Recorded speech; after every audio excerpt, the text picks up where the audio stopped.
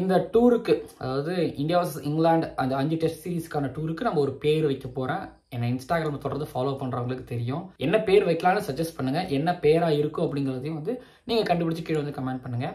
அதுக்கப்புறம் இந்த வீடியோவில் டிஸ்கஸ் பண்ண போகிற விஷயம் என்னென்னா, அது ஹோம் டாமினன்ஸ் அப்படிங்கிறது இந்தியாவோடது தொடருமா, அது எந்த அளவுக்கு இருந்திருக்கு அப்படிங்கிறதையும், அப்போ இந்த ஹோம் டாமினன்ஸ் இந்தியா எப்படி பண்ணியிருக்கிறாங்க, என்னென்னலாம் அதில் நடந்திருக்குது அப்படிங்கிற விஷயத்தையும் அதில் வந்து தமிழில் பேச போகிறேன், டிஸ்கஸ் பண்ண போகிறேன். இதில் நிறைய விஷயம் இருக்குது.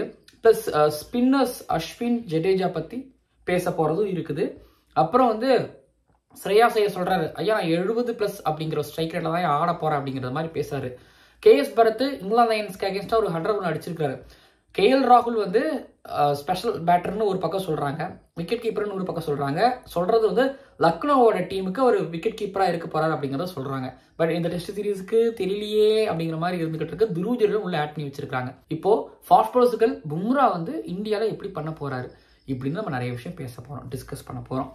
டாப்பிக்காக இருக்க போது நீங்கள் வந்து பார்த்துட்டு ஒவ்வொரு டாப்பிக்கும் உங்களோட கருத்துக்களை பதிவு பண்ணுங்கள். ஐ திங்க் நான் ஒரு பெரிய ஒரு ஆப்ரேஷன் நம்ம ரெடி ஆகிறோம். இதுக்கு முன்னாடி பார்டர் கவாஸ்கர் ட்ரோஃபி ஆப்ரேஷன் ஒவ்வொரு ஊருக்கா வேர்ல்டு கப் முடித்தேன். அண்ட் இப்போ வந்து ஒரு பெரிய ஆப்ரேஷன் நடக்குது. அண்ட் கண்டிப்பாக இது ஆப்ரேஷன் தான் நான் சொல்லுவேன், ஒரு மிஷன் தான் சொல்லுவேன். மறக்காமல் நீங்கள் சப்ஸ்கிரைப் பண்ணுறதை தாண்டி லைக் பண்ணி கமெண்ட் பண்ணி, அது பக்கத்தில் சூப்பர் தேங்க்ஸ் அப்படிங்கிற ஒரு பட்டன் இருக்கும். அதன் மூலமாக வேர்ல்டு கப்பில் எனக்கு உங்களோட உதவி கொடுத்தீங்க. ஒரு ஒரு ஒரு 10,000 வந்துச்சுன்னு நினைக்கிறேன். ஐம் நாட் ராங், வந்துச்சு, நான் மறந்துட்டேன், பட் வந்துச்சு. அண்ட் அந்த மாதிரி எனக்கு உங்களோட உதவிகள் சூப்பர் தேங்க்ஸ் மூலமாக கொடுத்தீங்கன்னா ரொம்ப சந்தோஷப்படுவேன். ஒவ்வொரு நாளைக்கும் இந்த டெஸ்ட் சீரிஸ் பற்றினா ஒரு நல்ல கண்டென்ட் உங்களுக்கு டெய்லியும் வரப்போது கொடுக்க போகிறேன். இடையில நிறைய வீடியோ மிஸ் ஆகலாம், பட் இந்த சீரிஸ் பற்றின வீடியோஸ் மேக்ஸிமம் மிஸ் ஆகாது. வேர்ல்டு கிரிக்கெட் ஷோ வந்துகிட்டு இருக்குது ஆல்ரெடி.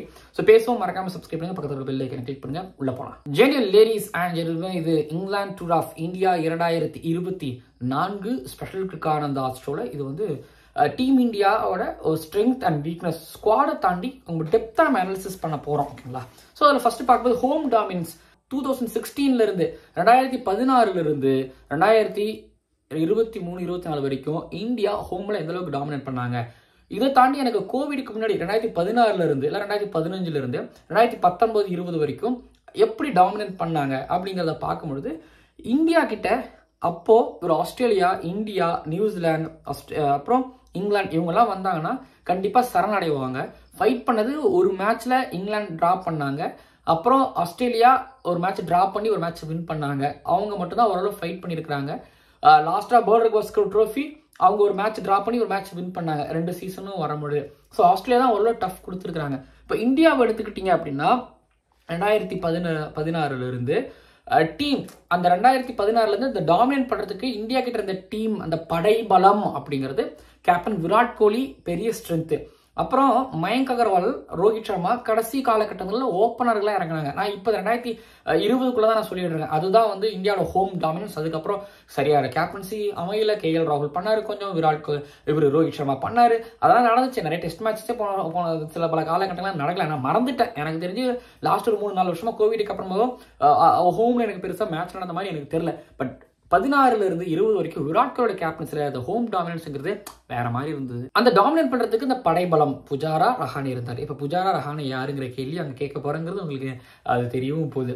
பட் அதுக்கு ஒரு கதையும் இருக்குதான், அதையும் நான் சொல்றேன். அதுக்கப்புறம் இந்தியாவில் வந்து விராட் கோலி, கேஎல் ராகுல், முரளி விஜய், அஜின்கா ரஹானே, புஜாரா இருந்தாங்க. ஜெயந்த் யாதவ்னு ஒருத்தர் இருந்திருப்பாரு. எப்படி கருண் நாயர் மாதிரி அதே மாதிரி ஒருத்தர் இருந்தாரு. அப்புறம் அஸ்வின், ஜடேஜா, குல்தீப் யாதவ் ஒரு கட்டத்துக்கு மேல கிரியேட் பண்ண ஆரம்பிச்சாங்க. அதுக்கப்புறம் கைவிடப்பட்ட தோனியாவும் அவர் ஆனாரு. முகமது ஷமி, உமேஷ் யாதவ், இஷாந்த் சர்மா, புவனேஸ்வர் குமார், ஜஸ்பிரீத் பும்ரா இல்ல அவர் ஹோம்ல ஆடவே இல்லை. இப்படிதான் 2020 வரைக்கும் இந்த ஒரு படைபலம் அப்படிங்கிறது இருந்தது. 11th மேக்சிமம் இந்த ஒரு ஜெயந்த் யாதவ் பாதையில கழட்டி விட்டாங்க. குல்தீப் யாதவ் கழட்டி விடப்பட்டார். புவனேஸ்வர் குமார் இல்ல. பட் நான் சொன்ன மயங்கோ, தவானோ, விஜயோ, ரோஹித்தோ, ரஹானேவோ, கேஎல் ராகுலோ, விராட் கோலியோ, புஜாராவோ, அஸ்வினோ, ஜடேஜாவோ, ஷமியோ, உமேஷோ, இஷாந்தோ இவங்கள 11th கண்டிப்பா யாராவது ஆடிடுவாங்க. இவங்களை வச்சுதான் விராட் கோலி அடிச்சாரு. அண்ட் ஃபாஸ்ட் பாலர்ஸ்ல ஏவி விட்டாரு, அடிச்சாரு. ஸ்பின்னர்ஸை தாண்டி ஃபாஸ்ட் பாலர்ஸை சூப்பரா யூஸ் பண்ணாரு.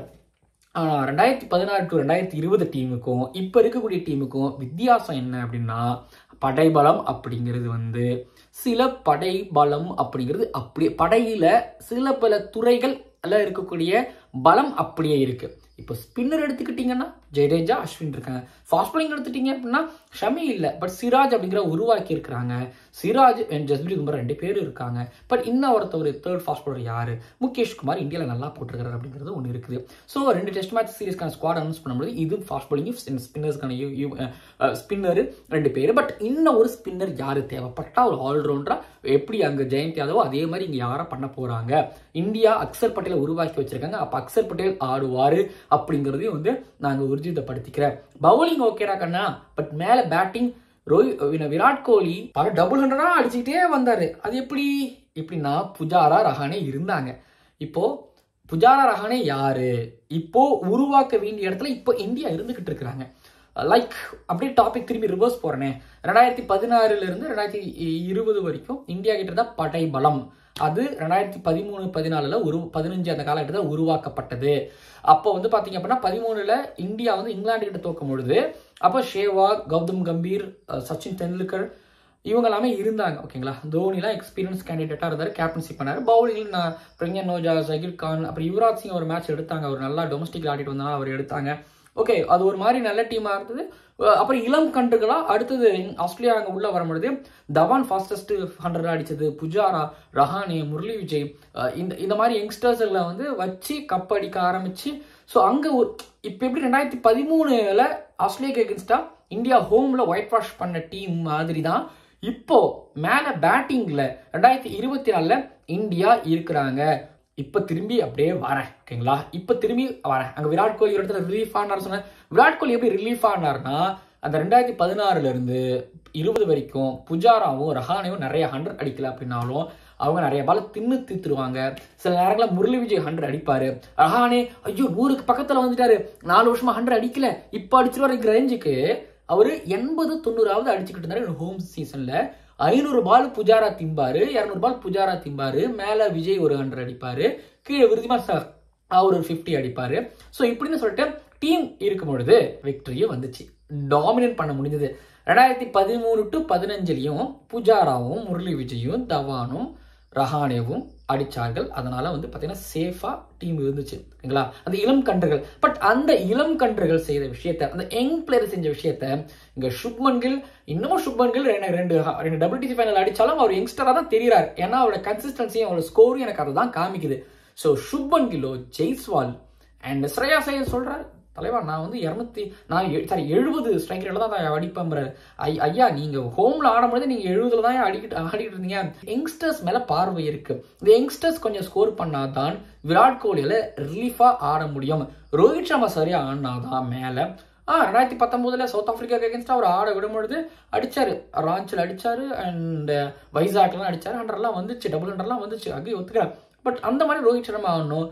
லாஸ்ட் சில பல காலங்கட்டங்கள்ல அவர் ஹோம்ல மொஹாலில ஸ்ரீலங்காவுக்கு அகேன்ஸ்டா ஆடும்பொழுது தேர்ட் மேன்ல ஃபைன் லெக்ல கேட்ச் கொடுத்துட்டு ஷார்ட் பாலுக்கு போனாரு. ஸோ இந்த மாதிரி இருக்குது.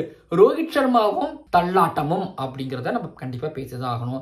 So I think Virat Kohli மேலே இவரு நம்பிக்கை, விராட் கோலி மேலே எனக்கு ஒரு நம்பிக்கை இருக்குது.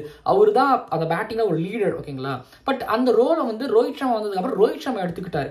But Rohit Sharma I think ஹோமில் ஓகேவா 20-21 வரைக்கும் நான் சொல்கிறேன். ஏன்னா அந்த காலகட்டத்தில் கோலிக்கு அவ்வளோவா பேட்டிங் சான்ஸ் கிடைக்கல, மயங்க் அகர்வால் ரோஹித் சர்மா அடிச்சாங்க. பட் அந்த 2013-14 அந்த யங்ஸ்டர் செஞ்ச விஷயத்த இந்த நியூ பேட்டிங் ஈரா பண்ணுமா அப்படிங்கிறது ஒரு கேள்வி. இன்னொரு கேள்வி, கேஎஸ் பரத் இப்போ லயன்ஸ்க்கு அகேன்ஸ்டா, இங்கிலாந்து லயன்ஸ்க்கு அகேன்ஸ்டா 100 அடிச்சிட்டாரு. ஸ்ரேயாஸ் ஐயர் அவர் ரஞ்சி ட்ரோஃபியில் ஆனார் மும்பைக்காக, 48 பால் 48 ரன். அவர் பேட்டி ஒன்று சொல்லிட்டா, திரும்பவும் சொல்ல விரும்பல. ஒருத்தர் கேஎல் ராகுல் செஞ்சுரியில் விக்கெட் கீப்பராக நின்று 100 அடிச்சிட்டாரு. மதிக்கத்தக்க ஒரு ஓவர்சீஸ் 100. இப்போ மேலே கில்லு தடுமாறிட்டு இருக்கிறாரு. ஜெய்ஸ்வால் அவரு நிறைய சான்ஸ் கொடுக்கணும். அவர் வெஸ்ட் இண்டீஸ்ல ஒரு 100 அடிச்சாரு. வெஸ்ட் இண்டீஸ் லோவர் கண்டிஷன்ல அடிச்சிட்டாரு. பட் இங்க இந்தியா வரும்போது அடிச்சிருவாரு. ஓகேங்களா, இப்ப ஸ்ரேயாஸ் ஐயர் அடிச்சிருவாரு. என்ன எல்லாரும் அடிச்சிருவாருங்கிறீங்க? அடிச்சிருவாங்க, ஹோம்ல கண்டிப்பா தட்டி தூக்கிடுவாங்க, அந்த நம்பிக்கை இருக்குது. ஆனால் இப்போ என்ன குழப்பம்னா 11ஸ்ல விக்கெட் கீப்பர் யார் இருக்க போறா?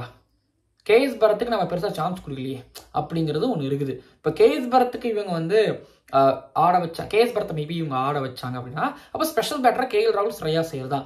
ஐயா உங்களுக்கு அந்த கேஎஸ் பரத் இல்லை, அதனால நாங்கள் கேஎல் ராகுலை வந்து நாங்கள் ஸ்பெஷலிஸ்ட் விக்கெட் கீப்பராக நாங்கள் ஆட வச்சோம் அப்படின்னா,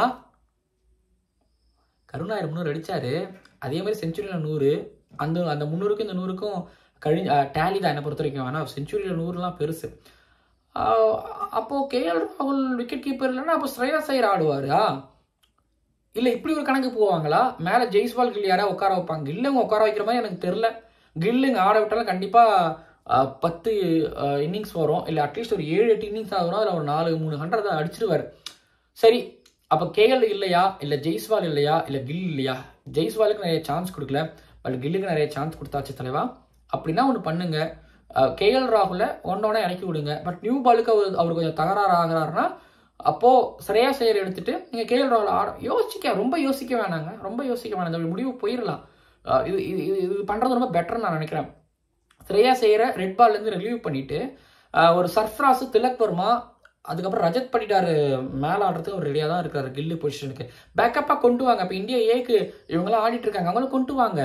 என்ன இருக்கான பேசிகிட்டு இருக்கீங்க, பேக்கப் பற்றி பேசிகிட்டு இருக்கீங்க, சீரீஸ் வின் பண்ணுறது. ஐயா, இதுதான் என் வாய்ப்பு. 5 டெஸ்ட் மேட்ச் சீரீஸ் நடக்க போகுது.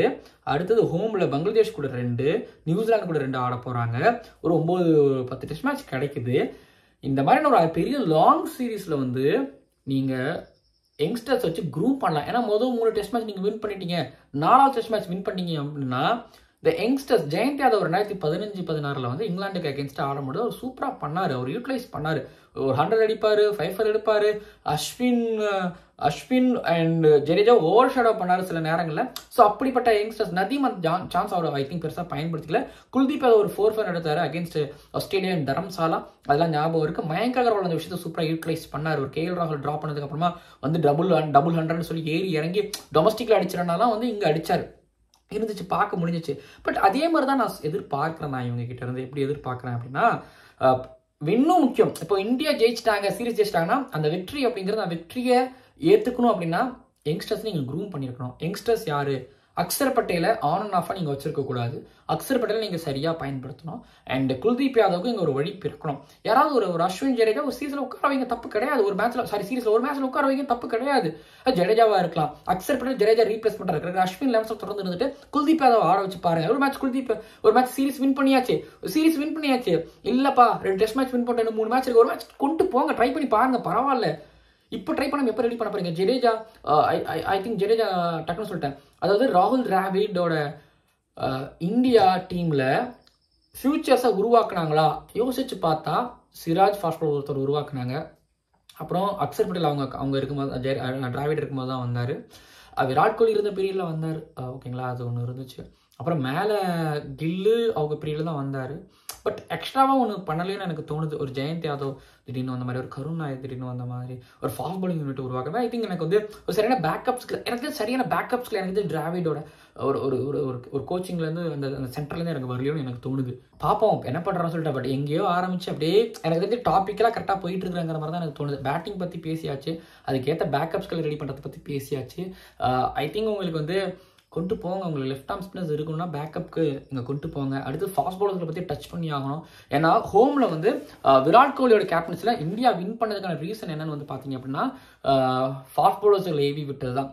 இப்போது ராஞ்சியில் விளையாடுவாங்க, புனேல விளையாடும் பொழுது சவுத் ஆஃப்ரிக்காவுக்கு அகேன்ஸ்டாக எனக்கு நல்லா ஞாபகம் இருக்குது. அதுக்கப்புறம் சவுத் ஆஃப்ரிக்காவுக்கு அகேன்ஸ்டாக, ஆஸ்திரேலியாவுக்கு அகேன்ஸ்டாக, இங்கிலாந்து ஹோமில் உமேஷ் யாதவ் ஒரு 5 எடுப்பார். வெஸ்ட் இண்டீஸ்க்கு அகேன்ஸ்டாக எடுத்த 5, இங்கிலாந்துக்கு அகேன்ஸ்டாக எடுத்த 5, அதுக்கப்புறம் சவுத் ஆஃப்ரிக்காவுக்கு அகேன்ஸ்டாக உமேஷ் யாதவ், ஷமி எடுத்த 5, இதெல்லாமே ஞாபகம் இருக்குது. ஸோ எப்படி சொல்கிறது, 133க்கு ஆல் அவுட் பண்ணுவார், 180க்கு ஆல் அவுட் பண்ணுவாங்க இருக்கக்கூடிய ஃபாஸ்ட் பாலர்ஸ்களை வச்சு.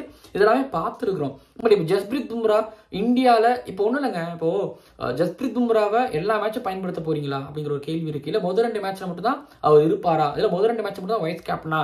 ஐயா, அப்போ கேஎல் ராகுல் வைஸ் கேப்டனா இல்லைனா அப்போ கேஎல் ராகுல் இல்லாமல் கேஎஸ் பரத்தை வச்சு ஆடுவாங்களா அப்படிங்கிறது ஒரு கேள்வி இருந்துகிட்டு இருக்குது. ஜஸ்பிரீத் பும்ராவை நீங்கள் ஆட வைத்தே ஆக போறீர்கள் அப்படின்னு நினைக்கிறேன். வைஸ் கேப்டன் எப்படி நீங்கள் ட்ராப் பண்ணுவீங்க கேள்வி இருக்கு. சிராஜ் அப்போ பும்ரா 2 பேரும் கன்ஃபார்ம் ஆட போறாங்க 2 டெஸ்ட் மேட்ச் அப்படிங்கிறதும் தெளிவாக தெரியுது. ஒர்க் அவுட் மேனேஜ்மெண்ட், ஏன்னா எனக்கு தெரிஞ்சு பும்ராக்கு இதுக்கப்புறம் மேட்சஸ் கிடையாது, அதனால ஆடுவார். அப்புறம் ஒரு 10 நாள் கேப் இருக்குது, அப்போ முடிவு பண்ணுவாங்க நான் நினைக்கிறேன். ஐம் நாட் ராங், பட் எனக்கு தெரியல. ஃபாஸ்ட் பாலர்ஸ்களை இங்கே ஒருத்தவங்க உருவாக்குறதுக்கான ஒரு ஃபாஸ்ட் பாலர்ஸ்கள், ஸ்பின்னர்ஸ்கள். இப்போ ஹர்தீப் சிங் வந்து வேணா கவுண்டி ஆடிட்டாரு. அதுக்கப்புறம் வந்து இப்போ இந்தியா ஏ ஸ்குவாடில் வந்து அவரை ஆட் பண்ணியிருக்கிறாங்க. அண்ட் அதை தாண்டி ஐ திங்க் ஸ்பின்னர்ஸ்லேயும் கொஞ்சம் 2-3 பேர் ரெடி பண்ணிட்டு வந்துகிட்டு இருக்கிறாங்க. ஒரு ஆல்ரவுண்டர் ரெடி பண்ணிட்டு வந்துகிட்டு இருக்கிறாங்க. பட் எனிவேஸ் இது வந்து இப்பயும் சொல்றேன், இந்த சீரீஸ் அப்படிங்கிறது வந்து டெஸ்ட் சீரீஸ் அப்படிங்கிறது வந்து இந்தியா WTC ஃபைனலுக்கு போறதுக்கு ஒரு ஆரம்ப புள்ளியாகவும் இருக்கலாம். நம்பர் 1 பிளேஸை செக்யூர் பண்றதுக்கான ஒரு போட்டியாகவும் ஒரு சீரீஸாகவும் இருக்கலாம். இந்த சீரீஸை இந்தியா ஜெயிக்கணும் அப்படிங்கிறது ஒன்று இருக்கலாம். ஆனால் இந்தியா தங்களோட பேக்கப்ஸ்களை ஓவர்சீஸ்லையும் இந்தியாவில் ஆரம்பமான ஒரு சரியான பேட்டிங் லைனப்பை ஒரு பேக்கப்களை இவங்க அப்படிங்கிற மாதிரி ஒரு பேக்கப்பை ரெடி பண்றதுக்கான ஒரு தருணம் ஆரம்பிச்சிடுச்சு. நான் ஆல்ரெடி பேசிட்டு வந்துகிட்டு இருக்கிறேன். பட் இது திரும்பவும் சொல்றேன் வெற்றி அப்படிங்கிறத தாண்டி பேக்கப்களை, சக்சஸ்ஃபுல் பேக்கப்களை, ஸ்ட்ராங்கான ஒரு பேக்கப்களை வந்து ரெடி பண்ணியே ஆக வேண்டும் அப்படிங்கிற மாதிரி வந்து நான் தெரிவிக்கிறேன். பார்ப்போம். ஓகேங்களா? ரோஹித் சர்மாவோட கேப்டன்சி, அங்கே விராட் கோலியோட கேப்டன்சி இருந்துச்சு இந்த ஹோம் டாமினன்ஸில். பட் இங்கே ரோஹித் சர்மாவோட கேப்டன்சி அண்ட் ரவி சாஸ்திரியோட மூவ்ஸ், கோ அண்ட் கில் இந்த ஃபாஸ்ட் பாலர்ஸில் வச்சு அப்படிங்கிற மாதிரி அவர் சொல்கிறது, டிராவிட் எந்த மாதிரியான முடிவுகளை எடுப்பார் அப்படிங்கிறத வந்து எதிர்பார்த்து காத்துக்கிட்டு இருக்கிறேன். நியூசிலாண்டுக்கு வந்து ட்ரா பண்ணாங்க அஜின்கா ரஹானோட கேப்டன்சியில், அதையும் வந்து பார்த்தோம் கான்பூரில். நான் நேரில் போய் பார்த்தேன். பட் அந்த மாதிரிலாம் இல்லாமல் கோ அண்ட் கில். ராஜ்கோட்டில் ஒரே ஒரு டெஸ்ட் மேட்ச் ஒன்று ட்ரா ஆகும் விராட் கோலியோட கேப்டன்சியில். அது ஒன்று. அதுக்கப்புறம் இந்தியா பூந்து விளையாண்டுருவாங்க.